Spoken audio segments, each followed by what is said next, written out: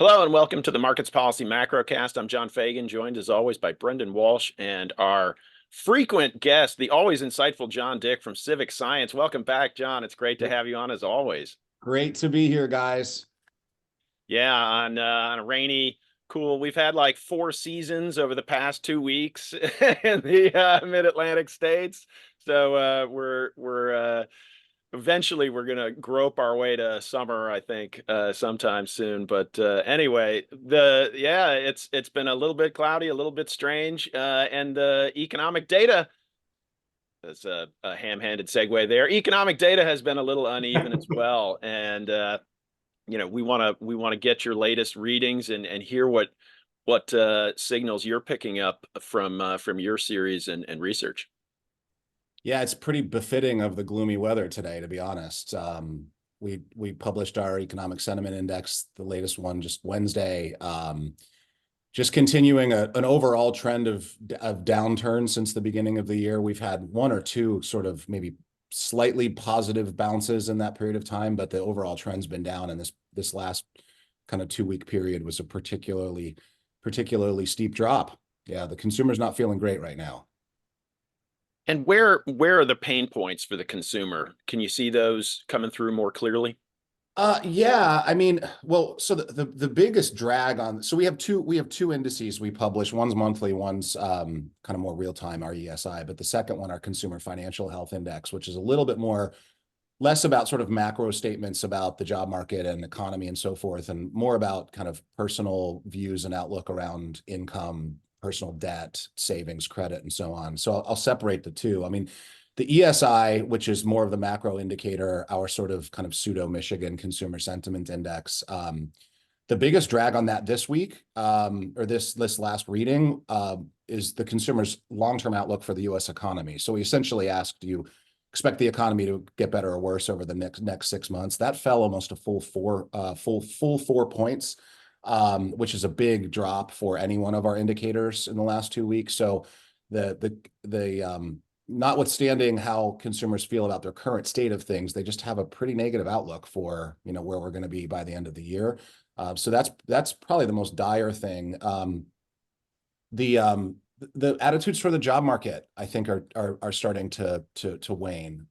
We see that both in specifically asking people how they feel about whether it's a good time to find a new job, and that number's been pretty steadily declining, but particularly so this week. But on the kind of mirror side of that, the Consumer Financial Health Index, which is a bit more about people's current state, the number that's been declining the worst in the last really month or two has been people's views of their income. So kind of feeling like the wage gains maybe people were experiencing over the last couple of years don't feel like they're as prominent now. So that's probably the biggest drag on that. Interestingly, there's lots of stories out there about the rise in credit card debt, which was real. But the one indicator in our CFHI this last month that improved was people feel a little bit better about their debt outlook. So maybe they've been dipping into their savings and or using their tax returns to pay off some of that debt. So that does seem to be easing a bit, which is one of the few good signs in the data that we've seen this week. How about any signals on inflation, price pressures? Are people feeling slightly better still or stably aggrieved? I think stably aggrieved is a pretty good way of putting it. It's how I feel whenever I get the bill at the restaurant.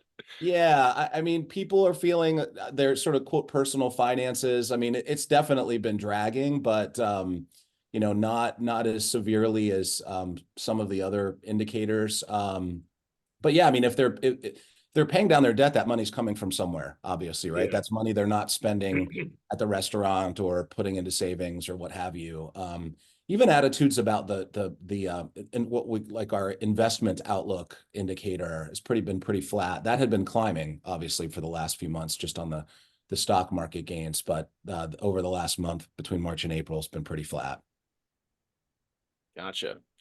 That is that's not the prettiest of pictures, but we've seen some of that in the official data as well. A little bit of softening here and there. First quarter GDP the headline was a little bit light. The underlying details maybe looked a little bit stronger, but then we had the purchasing managers indexes come in a little bit squishy Yep. for April, particularly in the services area, which has been just an engine room for the U.S. economy. Um, yeah, the we're getting industrial production, retail sales in the U.S. next week, but we're also getting inflation. So it's going to be it's going to be a pretty pivotal day to week. So Brendan, when you're looking at the data situation, how's that match up with what John and the ESI and his indexes are picking up? Yeah, it actually shouldn't be surprising. You know, the Fed raised rates 5% in a very quick period of time last year. And we all know that rates take a while to work because it's only on new loans that, you know, you're borrowing at the higher rate, not the existing loans. It takes a while for those loans to roll off. And I think that's exactly what we're seeing, both for businesses and for the consumer. Things are slowing down.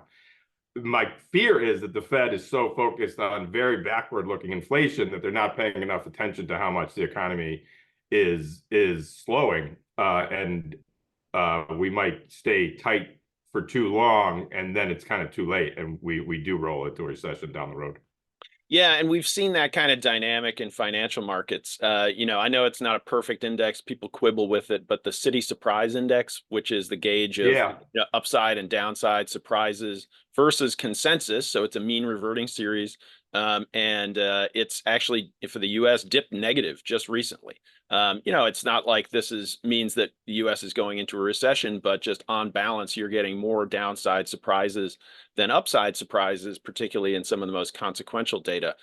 And that doesn't mean these are bad, right? Like last week's non-farm payrolls number that came in for April, that was still a pretty beefy number. It just wasn't as hot as everybody yep, expected.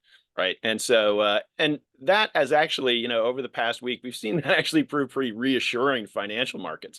The idea that you can't get a soft landing without a little softening, right? And so that, gentle kind of decline in the growth rates, it calms down the treasury market.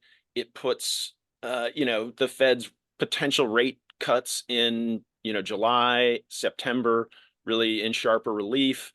And there's an expectation that that's probably the most favorable path for the economy, a little bit of slowing. Sort of conversely, faster economic growth indicators have been sort of stoking a hard landing fear, because that leads the Fed to stay tighter for longer, and that is potentially going to take the economy into more of a cliff-like decline rather than a soft, gentle touchdown. So it's been a pretty good time it's been a relatively favorable dynamic, at least so far, for financial markets. I was going to bring up the jobs report from last week because we talked to a lot of our friends in economics, more students of the macro economic landscape, and one of the things that everybody's wrestling with is because this is a profoundly different condition than probably existed, well, we know, in say 10 years ago, which is how much the consumer is plugged into the news about the economy, and yeah, when you've got media outlets that tend to catastrophize things to get clicks and viewership. The headline of the jobs report last week was that it was a miss, right? That it came in sort of Right. woefully below expectations. Disappointment. Right. So because it can't be spun as like, hey, it was actually pretty good. It just wasn't quite as, as gangbusters as everyone expected. So it's really hard to tease out today how much of this is really just how the consumer feels versus how the consumer is made to feel by the news that they're reading, right? So these indicators get it doesn't change if regardless of whether their views are rational or not. If it impacts the way they spend and so on, then it becomes very real. Regardless. yeah. And we're also getting closer and closer to what is becoming a very polarizing, presidential election. So I feel like that feeds into you. If your guy's not ahead, you're more grumpy, and one way or the other. Right, big time. Yeah, there's absolutely. I mean, we see if you take a consumer, two consumers with the same income, the same level of wealth, same home ownership status, and one of them's a Republican and one of them's a Democrat, and you ask them about these things, you get two different answers, Yeah. irrespective of their personal financial lot. It's just a view of, do I have faith in the current guy to steer the economy or not? It's pretty remarkable. That's a relatively new phenomenon in macroeconomic research as well. We published a couple interesting studies this week as well. One is what is proven to be a pretty significant increase in the number of Americans who have like a side gig. It's grown about 20% since 2021. That could be driving Uber or doing some subcontracting work in your spare time or some other secondary means of income, which is both an indicator of the economy, but also what's really interesting is in that study we ask, essentially one of the questions in our database is, how happy are you in your current job? The people that have side gigs are actually significantly over-indexed as being happy in their primary job.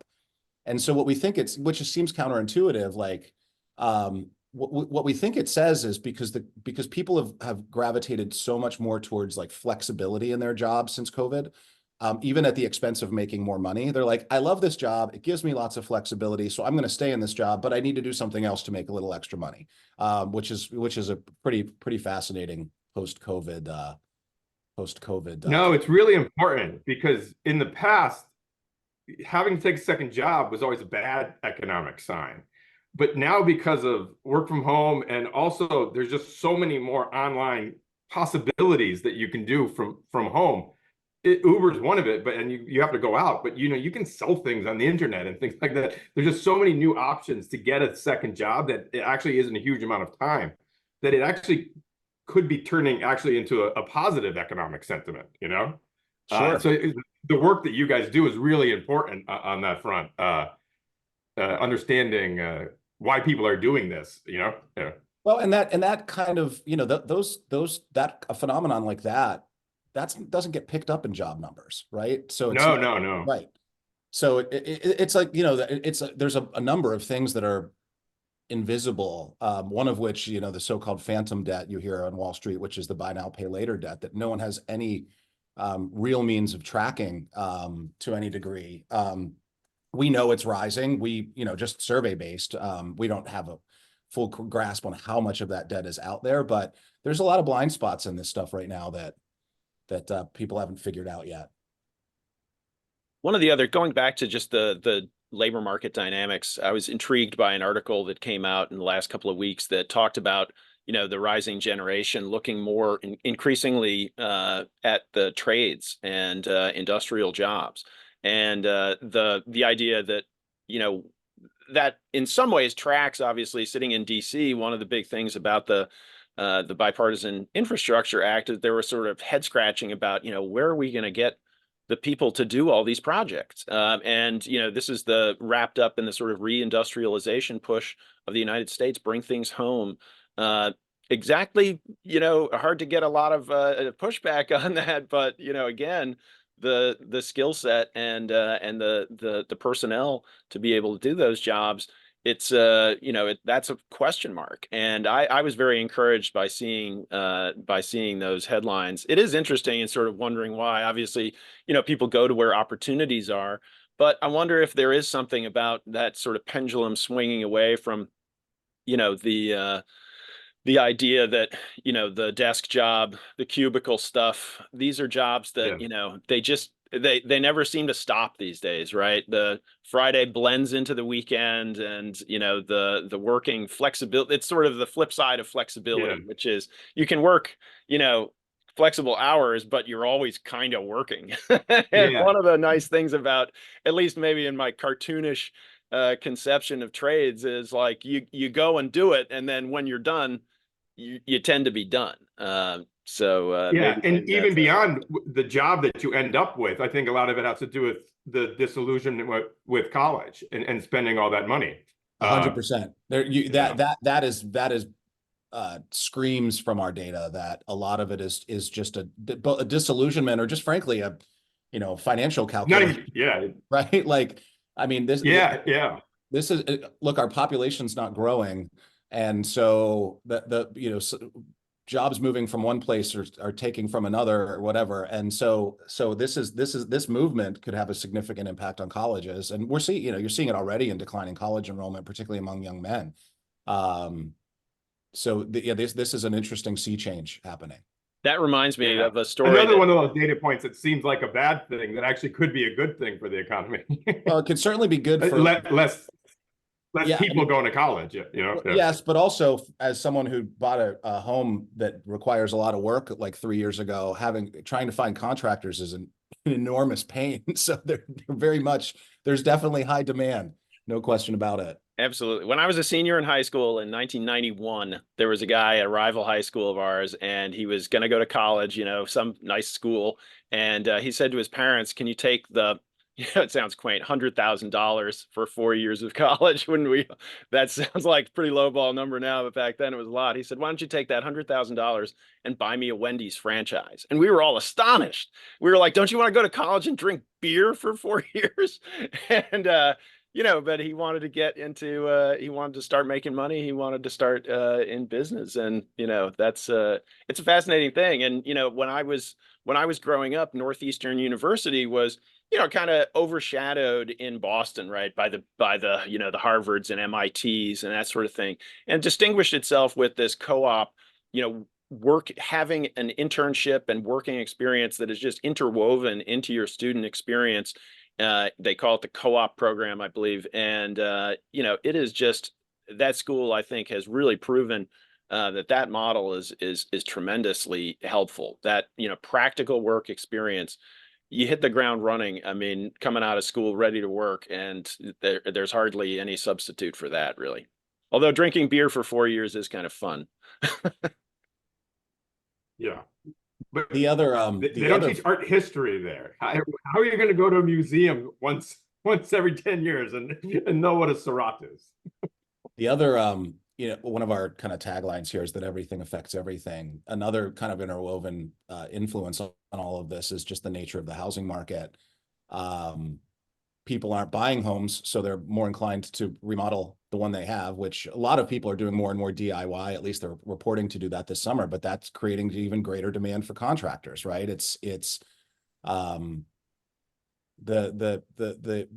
The money that would otherwise be spent on a down payment on a home is now being spent on a new bathroom, a new kitchen, and there are enough people out there to do it. So this, particularly the other study we published this week, that what the so-called peak millennial, which is today is like 33, 34-year-old, very specific. It's the 2 years of the largest population in the history of the United States, right? Today's 33 and 34-year-old.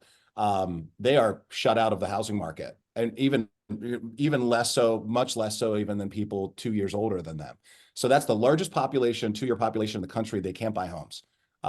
So they're spending that money on remodels, or, well, obviously renting, or even still living with their mom and dad. But all these things are intertwined. It's fascinating. What are you picking up about the summer? Are you seeing any signals about intentions for summer travel that look a little bit different than previous years? We had these makeup summers, in the wake of COVID, and sort of successively, once we got into 2022, 2023 in particular, people really excited to get out there and take those trips that they couldn't do in 2020, 2021. Are you seeing anything similar this year? Or is it looking like maybe a reversion to the mean? Yes and no. So certainly compared to what we saw in summer of 2022, even 21, those kind of revenge trips to Europe, and a lot of that is definitely, but that dissipated quite a bit even just last year. But the percentage of Americans who are planning to take a vacation of some significance this summer is pretty steady. It's just what are they doing? They're going to drive more likely than they're going to fly. They're going to stay in the US. They're going to visit family instead of, resort hotels. So they will cut back on the overall spending of that travel. But again, this is sort of a post-COVID emotional well-being sort of thing. It's like, I'm going to take that time to get away from my job for a week or 2 weeks. I just may have to be a little bit more conservative in how much money I spend doing it. Things like taking cruises. Carnival's got to hire 10,000 new people because people love cruises so much. Yeah, I don't get that. I'm too claustrophobic. no thanks. But there's also the people doing the hiking, and there's still a lot of outdoors stuff. You can hike on a cruise. Boats are enormous. Yeah, I guess. We're going to see a reversion on things like concert tickets this summer. There aren't quite there's no I don't believe Taylor Swift is touring this summer. There aren't quite the big headliners. So you're going to see, those people cutting back on that kind of entertainment is absolutely happening. I'm going to ask you a weird one. Do you see any Ozempic effect? Honestly, like no naming names. When you go out to restaurants with friends that are on Ozempic or one of the similar, they literally have like an appetizer, like half a glass of wine, and then they're done. It's Dude, there are a few things that we're studying more closely than that. We launched a product last October, November, which is an Ozempic GLP-1 tracker. Essentially, we've got about 50,000 Ozempic users in our database, and we're kind of tracking how they're. Wow. Yeah, it's wild. It is very real. And it's probably the fastest selling product we've ever produced here, to be honest with you, because it's affecting every category you can think of. First and foremost, the alcohol industry. They're freaking out, and they should be freaking out. The rate at which GLP-1 users are cutting back on drinking, and they actually over-index as drinkers in the first place. So that it's like the exact population of people that the beer and wine and liquor companies don't want to see cutting back on alcohol consumption. It's like significant. Yeah, and that's the part of the story that it's all the news captures the weight loss, but GLP-1s, reduce your cravings for everything, Right. Yeah. So portion sizes and meals are being cut back significantly. Going out to eat overall is sort of is in decline, and particularly like in QSR and like casual restaurant categories. Certain categories of snacking, particularly like sweet and salty snacks, are getting hit. This thing's legit. It is not. Maybe it'll prove to be a passing fad at some point, but there's no signs of it slowing down. It's just a question of, whether people are willing to take it for the rest of their lives, or if they stop and they immediately put the weight back on, what does that do? But no, it's a significant potential impact on the economy, no doubt. That yeah, the prevalence of it just seems to be growing, and these are, everybody's trained to be skeptical of sort of the wonder drug dynamic, but yeah, as you say, it is, if there's a catch, it's you got to stay on it, and obviously, but we're only in the first inning of developing these things, so it's just going to get easier and easier, so I agree. And cheaper and cheaper and cheaper. I'd be very scared what 10 years from now looks exactly. Cheaper is the big thing, because you're going to have more and more competition, and so the price will come down, and more insurance companies are going to be under pressure to cover it, which is going to make it going to change everything, whether they're just under competitive pressure or they do their math and realize that in the long run it's cheaper to cover that drug than it is to do knee replacement surgeries and all the other things that come along with obesity, right?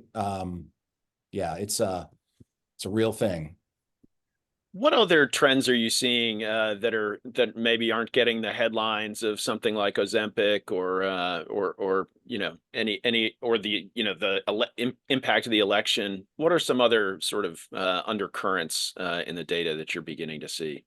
Well, there aren't many things out there like Ozempic, to be honest, but this, I don't know how much this really has a bearing on the economy, but one of the things that fascinates me immensely is the extent to which consumers are not paying attention to the election. We track essentially how closely do you follow politics, and we've tracked that for a decade.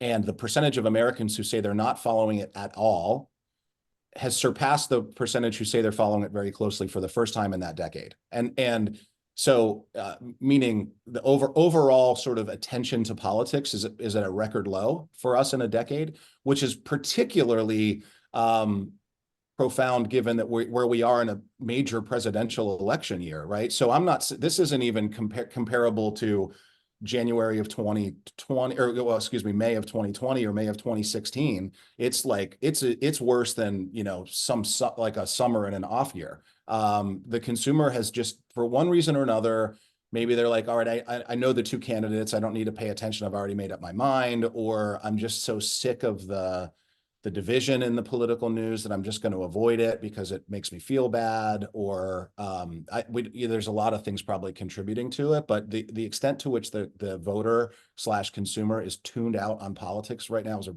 big deal. Truly unprecedented, at least in the 10 years that we've followed it. There are a lot of polls obviously coming out, and one of the polls that consistently makes me scratch my head is that there's apparently a large percentage of the population that doesn't believe that Donald Trump is going to be the Republican nominee.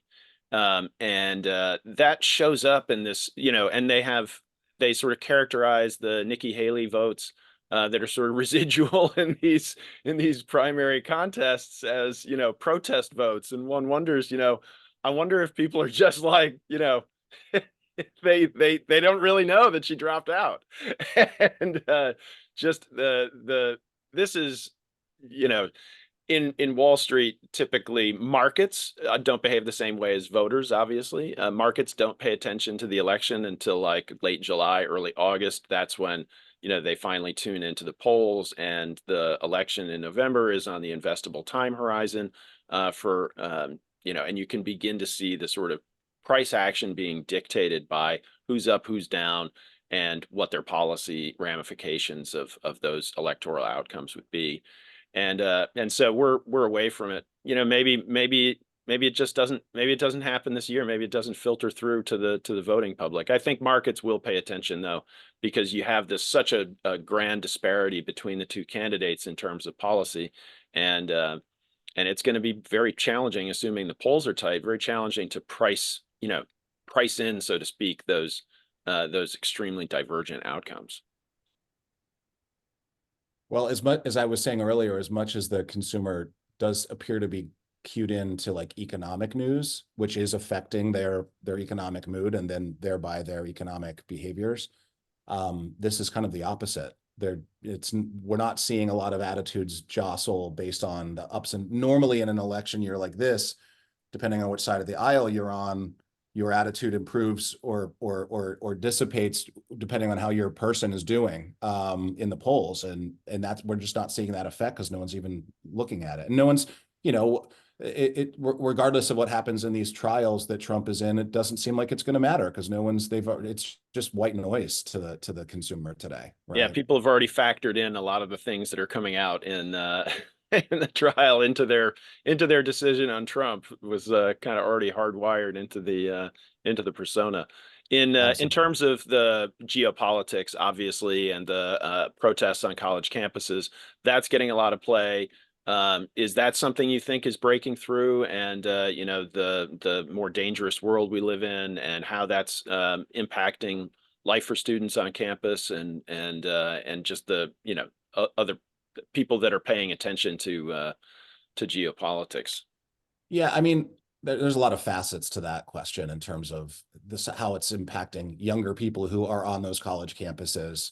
But it also just sort of it reinforces the sort of how calcified people are. Like basically, it's like whatever side my tribe is supposed to be on this issue is the side that I've taken, right? And there's not a tremendous amount of, you know, critical thinking about it that the average person is doing. It's like, you know, look, generally support for Israel in the US population is still, you know, 70-80%. So you're dealing with it's not like overall we're divided on this particular issue. But it's broken through in as much as it's theater for people to watch. And, you know, of course there's a lot more coverage of the non-peaceful protests than there are the peaceful ones and so on. But it just seems to be more just validating what tribe people are already in, right? The folks that are really closely aligned with the protester cohort were already left of center, right? And so this isn't really changing anything. It's just giving them something new to yell about.